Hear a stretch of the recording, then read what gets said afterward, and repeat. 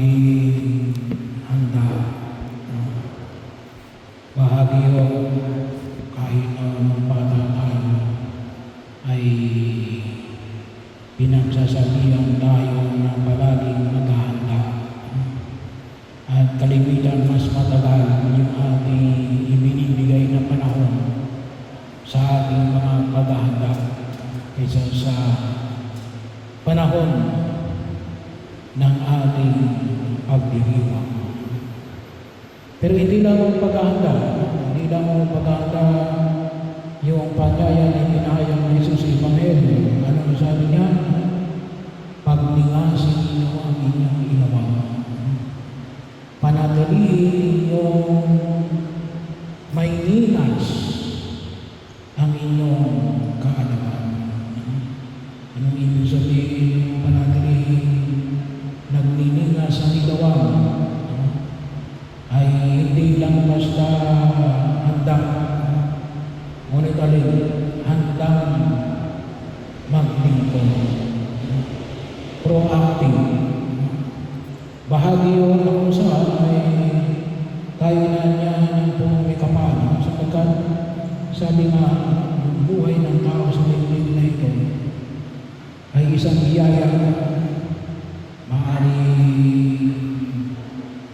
mas matagal o mas maiksi kaysa sa ipinagkaloob ng Diyos kay Sherry.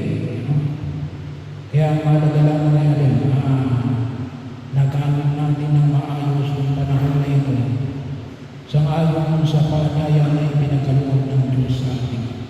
At huwag natin kalimutan na ang ating pananampalataya ay isang pananampalataya na naglalais na tayo ay samahan sa nabanggit na paghahanda.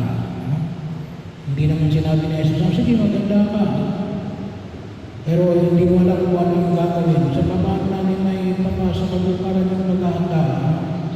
Well, sa spiritual na katatayuan, hindi sa physical na katatayuan. Hindi natin mag-uusapan dito kung mayroong paglilibingan ka ba? O naiayos mo ba yung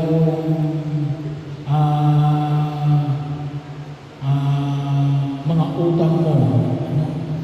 Ngunit sa spiritual na katatayuan, lalo na sa pamagitan ng mga sakramento. Mayroon tayong 7 sakramento. At sana, pagkinabangan natin yun, mula ng sakramento ng binyag, kasi ginagabayan tayo yan eh.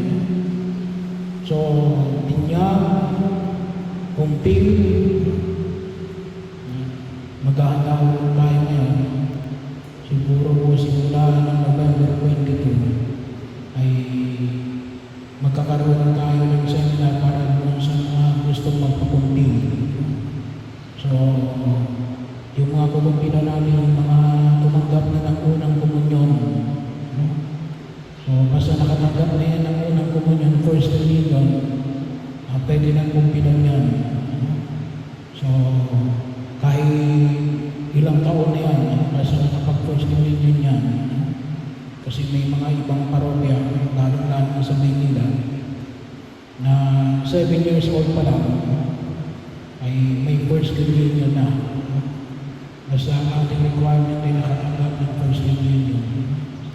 So, biyaya mo na binibigay ng kumpilya din. Tamang pagkapasya. So, hindi pwede trial and error lamang sakramento ng bampisado.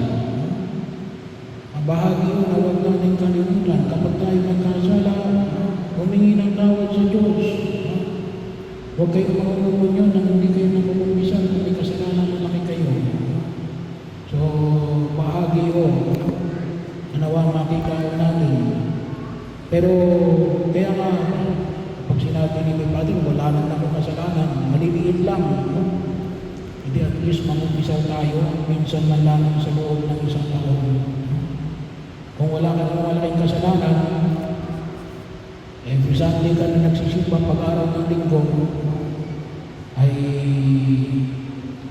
wala ka naman nagagawang labag sa utos ng Diyos, ay kahit na maliliit, mag-umpisal ka once a year.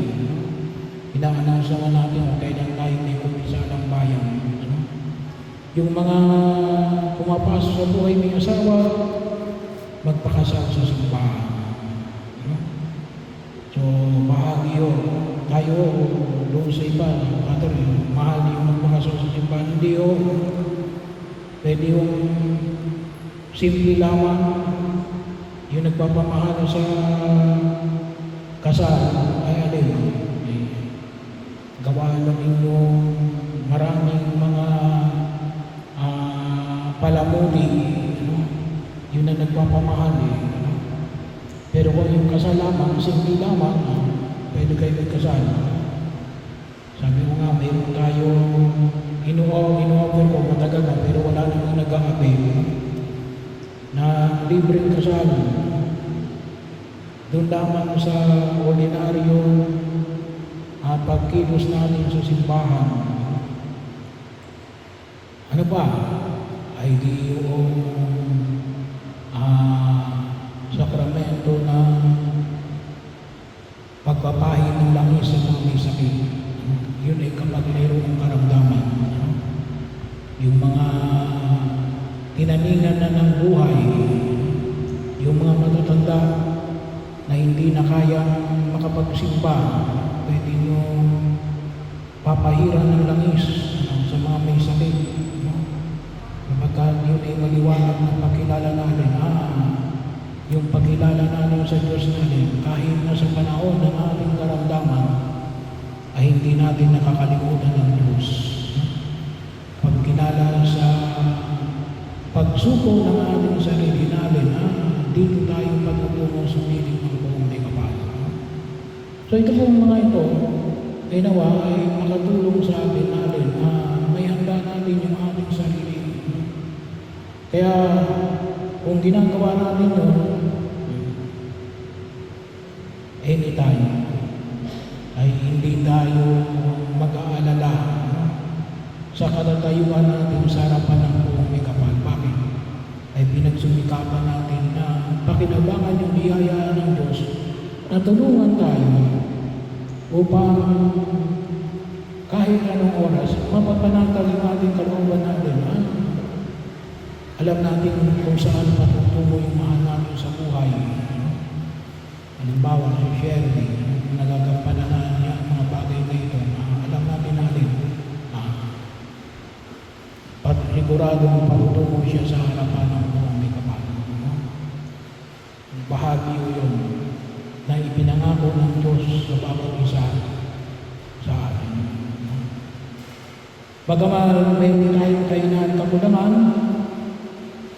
hilingin natin sa Diyos na nawa kung sakali mang si Sherry ay nagkulang, siya ay higit na kahabagan.